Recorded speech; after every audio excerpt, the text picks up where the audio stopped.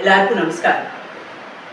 குரு சரணாகதினால எத்தனையோ பேருக்கு பல விஷயங்கள் நடந்தது, பல அற்புதங்கள் நடந்தது, நம்ம நிறைய பார்த்துருக்கோம்.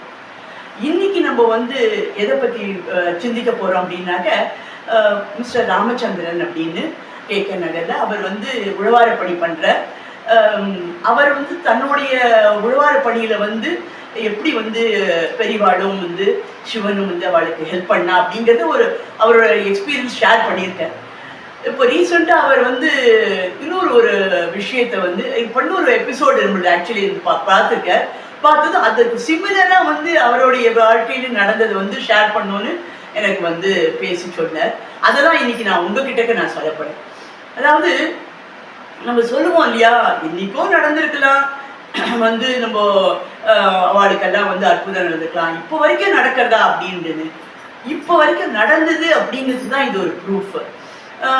ஆக்சுவலாக இவருடைய அம்மாவுக்கு நிற்க முடியல, இது பண்ண முடியல, ஃபுல்லாக அதாவது பேக் லிம்ஸ் எல்லாமே டோட்டலாக ஒரு மாதிரி என்ன சொல்றது வீக் ஆகிட்டு அவளால் உட்கார முடியாது, நிற்க முடியாதுங்கிற அளவு படுத்தபடியே இருந்திருக்கான். சரி, என்னடா இது இந்த மாதிரி இருக்காளே அப்படிங்கிறதுனால இவர் சரி டாக்டர்கிட்ட நம்ம கன்சல்ட் பண்ணுவோம் அப்படின்னு சொல்லி நம்ம யூஸ்வலாக உடனே டெஸ்ட் எல்லாம் எடுக்க சொல்லுவா இல்லையா, ஸ்கேனு அது இதுன்னு எல்லாம் எடுக்கிறா. எடுத்துவிட்டு இந்த ரிப்போர்ட் என்ன சொல்றதுன்னா, போன்ல அவளுக்கு கேன்சர் வந்திருக்கு. ஸோ அதுவும் ரொம்ப அட்வான்ஸ்டு ஸ்டேஜ். அதனால இதுக்கு மேலே அது ஒரு ட்ரீட்மெண்ட்டோ ஒரு சான்சஸோ இல்லை அப்படிங்கிற மாதிரி ஓப்பனாக சொல்லிடலாம். ஒரு ஃபியூ வீக்ஸ் அப்படிங்கிற அளவுக்கு சொல்லிடு. எதுக்கும் இன்னொரு டெஸ்ட் எடுப்போம், but this is the case அப்படிங்கிற மாதிரி டாக்டர்ஸ் சொல்லிடுறா. அம்மா வெளியில உட்கார்ந்துன்னு இருக்கா. உள்ள டாக்டர்கிட்ட பேசிட்டு வரும்போது அம்மா கண்டிப்பா கேட்பா இல்லையா, சரி எந்த பிள்ளைக்கும் அம்மாட்ட அம்மா யுவர் டேட் இஸ் தேர் அவ்வளவுதான் அப்படிங்கறத சொல்ல முடியுமா இல்லையா. ஒரு ஜெனிவினான இருந்தா கூட நம்ம எல்லாம் தெரிஞ்சா கூட இதை அவங்க கிட்டயே நம்ம சொல்றதுக்கு, அது ஒரு பிள்ளைக்கு அம்மா கிட்ட சொல்லணும் அப்படின்னா எவ்வளவு ஒரு மனசுல ஒரு இது இருக்கும். ஸோ ஜஸ்ட் இமேஜின் அந்த டாக்டருடைய அந்த கன்சல்டிங்ல இருந்து ஜஸ்ட் வெளியில வர்றதுக்கு எத்தனை ஒரு ஃபியூ செகண்ட்ஸ் தான் இருக்க போகுது இல்லையா. நாட் ஒரு 30 செகண்ட்ஸ் கூட ஆயிருக்காது. பட் அந்த ஒரு 30 செகண்டே ஒரு லெஸ் தேன் a மினிட் என்ன ஒரு மன உளைச்சல் அவளுக்கு இருக்கும். என்ன சொல்ல போறோம், என்ன பண்ண போறோம், இப்படி சொல்லியிருக்காளே, அவளுக்கு கன்வின்சிங்காகவும் இருக்கணும், அதே நேரத்தில் நம்ம போய் சொல்ற மாதிரி இருக்கக்கூடாது, ஆனால் போய் சொல்லிதான் ஆகணும்.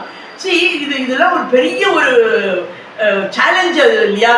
ஸோ இவர் எப்படா அதை இது பண்ண போறோன்ட்டு வெளியில வர அம்மாட்ட இல்லைம்மா கொஞ்சம் அது ஏதோ டிவி டைப்ல இருக்கும் போல இருக்கு, இன்னும் ஒரு டெஸ்ட் எடுக்கணும்னு சொல்லியிருக்கா, பார்த்து பண்ணிடலாம் அப்படின்னு இருக்காம்மா, ஒன்றும் கவலைப்படுறதுக்கு இல்லை அப்படின்னு ஒரு மாதிரி ஒரு பயா மீடியாவா சொல்லிடுறா. அம்மாவும் நம்பிடுறா. இன்னும் ஏதோ டெஸ்ட் எடுத்து ஃபைனல் பண்ணாதான் தெரியும், அப்படி நம்ம யூஸ்வலாகவே நிறைய இடத்துல நடக்கிறது இல்லையா. அதனால நம்பிட்டு அங்கேருந்து கிளம்புறா. வீட்டுக்கு வந்தாக்கா அப்பா கேட்குற. ஸோ அப்பாட்டையும் சொல்லணும் இல்லையா. அதனால இல்லைம்மா இல்லைப்பா இது மாதிரி ஏதோ கொஞ்சம் இன்ஃபெக்ஷன் அண்ட் அது அலைடா ஏதோ இருக்கு, இன்னும் கூட ஏதோ டெஸ்ட் எடுத்தாதான் கிளியரா அவளால் சொல்ல முடியும் அப்படிங்கிறா.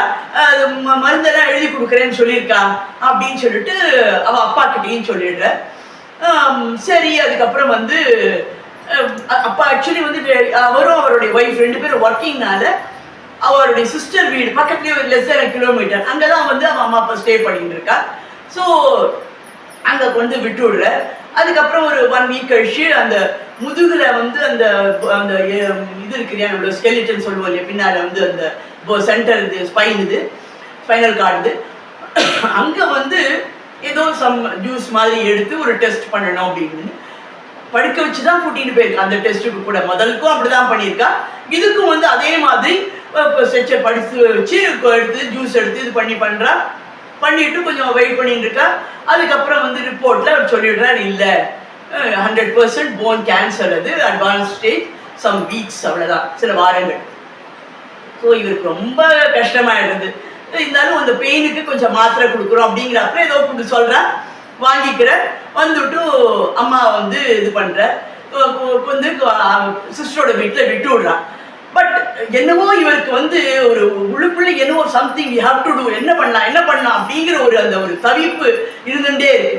டக்குன்னு வந்து எங்கேயாவது பெரியவா யூஸ் பண்ணி பாதுக கிடைச்சா நன்னா இருக்குமே, ஒரு தடவை அம்மா வந்து அதை ஸ்பரிக்க வச்சுட்டா கூட நன்னா அந்த ஜென்மாக்கு வந்து ஒரு நல்ல இது இருக்குமே அப்படின்னு சொல்லிட்டு இவருக்கு இப்படிங்கிறச்சு டக்குன்னு யாரோ சொல்றா, வெஸ்ட் மாம்பலத்துல வந்து யாரோ ஒருத்தர் வந்து பெரியவாக்கு அவன் காலில் போட்டு யூஸ் பண்ணி கழட்டி கொடுத்த பாதுகையை வச்சு பூஜை பண்ணிட்டு இருக்காரு கொஞ்சம் வருஷமாவே அப்படின்னு சொல்றா.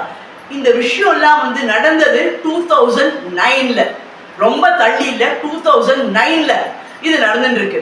அப்போ வந்து இவர் உடனே அந்த அப்படி இப்படி அட்ரஸ் அதெல்லாம் கேட்டுட்டு அவர் வீட்டுக்கு போய் இது மாதிரி எங்க அம்மாவுக்கு இது மாதிரி விஷயம் இருக்கு, கொஞ்சம் வாரம்னு சொல்லிட்டா டாக்டர், எனக்கு ஒரே ஒரு ஹெல்ப், இந்த பாதுகையை மாத்திரம் நீங்க எனக்கு ஒரு நாள் ஒரு கொஞ்சம் ஃபியூ ஹவர்ஸ், எனக்கு ஒரு நாள் கூட வேண்டாம், ஃபியூ ஹவர்ஸ் எனக்கு வந்து கொடுங்கோ, நான் எடுத்துட்டு போயிட்டு எங்க அம்மா வந்து அதை தொட்டு ஒத்திக்கிறதுக்கு இது பண்ணி கொடுக்குறேன், நான் திருப்பி பத்திரமா கொண்டு கொடுத்து விடுறேன் அப்படின்னு சொல்லி ரொம்ப ரிக்வஸ்ட் பண்ணி கேட்கிறேன்.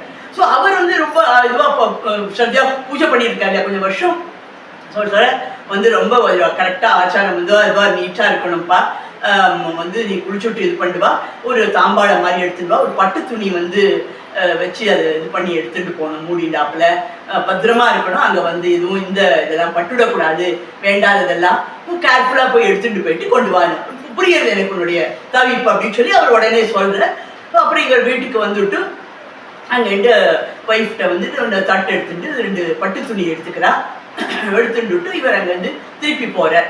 போயிட்டு அவர்கிட்டக்க அந்த தாம்பாளத்துல அந்த பட்டு துணியை வச்சு இப்படி வச்சுட்டு நிற்கிற, நின்றதும் அவர் அந்த பெரியவாரோட பாதியை எடுத்து அழகா அதில் வைக்கிறார், மறுபடியும் இன்னொரு பட்டு துணியால் அதை அழகா மூடிடாப்புல வச்சுட்டு பத்திரமா இவர் வந்து வண்டியில ஏறி அவ சிஸ்டர் வீட்டுக்கு வர. வந்து அவ அம்மா அப்போ படுத்துட்டபடிதான் இருக்கா, ஏன்னா அவளுக்கு இன்னும் இது பண்ண முடியாது இல்லையா. சொல்ற, அம்மா நான் வந்து கொஞ்சம் பசும்பால் வாங்கிட்டு வந்திருக்கேம்மா, நீ வந்து இந்த பாதுகைக்கு வந்து நீ அதை உன் கையால நீ வந்து அபிஷேகம் பண்ணு அப்படின்னு சொல்லிட்டு அந்த தட்டுல அந்த பாதுகையை வச்சுட்டு கையை வச்சுட்டு பக்கத்துல அம்மாவுக்கு அப்படியே வந்து அப்போ ஊத்துறதுக்கு ஈஸியா இருக்கும்படியா அந்த பொசிஷன்ல வைக்கிறா. அம்மா படுத்துட்டபடியே ஒரு ஒரு டம்ளரோ அளவுக்கு தான் இருக்கும்னு வச்சுக்கோங்க, ஏன்னா ரொம்ப ஊற்றி பண்ண மாட்டா இல்லையா அபிஷேகங்கிறதுக்கு வீட்டில் பண்ணும்போது. ஸோ அந்த இதுக்கு எடுத்துட்டு வந்திருக்க அவள் அம்மா அப்படியே படுத்துட்டபடியே வந்து அப்படியே கொஞ்சம் பெரியவாழ்துன்னு உடனே அப்படி ஒரு பக்தியோட ஜெய்சங்கர் சொல்லிட்டு அவ்வாட்டுக்கு அந்த அம்மா வந்து அதை ஊத்துறா. இவரும் அப்படியே வேண்டிட்டு அப்படியே காமிச்சுட்டு இருக்காரு, அந்த அபிஷேகம் பண்ணிடுறா.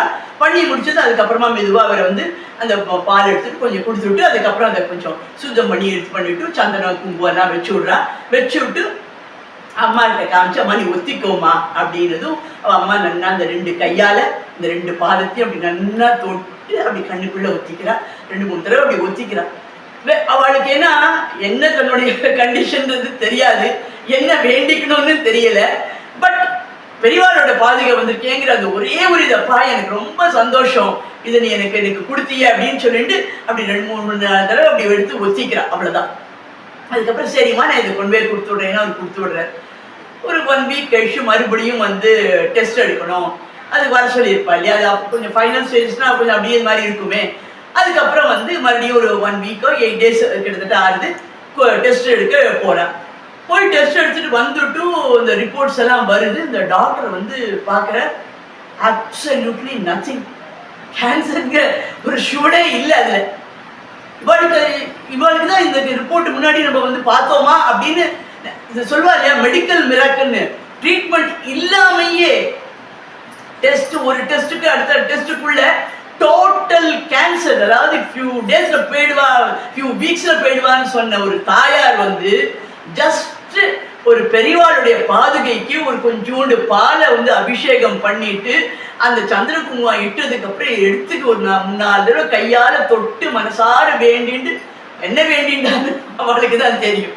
ஸோ அது ஒத்தின்றதுடைய பவர் பாருங்கோ, டோட்டல் அந்த போன் கேன்சர் அவளது வந்து ஃபுல்லு சரியாயிடுது.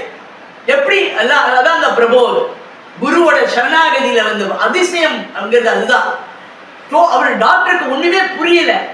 அண்ட் அவங்க வந்து 13 வருஷம் வாழ்ந்திருக்காங்க. அதுக்கப்புறம் 4-5 வாரம் தாண்டுவாளா தெரியாதுன்னவா 13 வருஷம் 2009ல இருந்து 2022 வரைக்கும் ரொம்ப ஹெல்த்தியா இருந்து உழவாறு பணிக்கெல்லாம் வந்திருக்காங்க.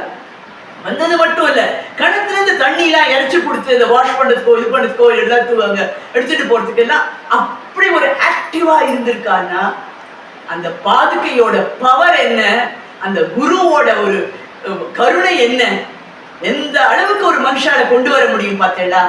அவ்வளவுதான் போயாச்சு அப்படிங்கிறதுல இருந்து வா உனக்கு இன்னும் இருக்கு இத்தனை வருஷம் அப்படின்னு கொண்டு வந்திருக்காருனா அதுதான் அந்த கருணை, அதுதான் அந்த குருவோட ஒரு அந்த பிரபு சொல்வோம், ஜெகத்குரு சொல்றோமே, அவரை சரணங்களை அடிச்சுட்டா அவ்வளோ கருணை கொட்டி தள்ளிடுவார். அதனால நம்ம எல்லாரும் இதை மனசுல வச்சுட்டு நம்ம வாழ்க்கையில எந்த நிலைமையிலையும் அந்த குருவை கெட்டியா அவருடைய பாதத்தை பிடிச்சுக்கிறத மறக்கவே மறக்காம அதை செஞ்சு நம்மளும் நன்னா வரணும் அப்படின்னு பிரார்த்தனை பண்ணிக்கிறோம். ஜெய் ஜெய் சங்கர, ஹர ஹர சங்கர.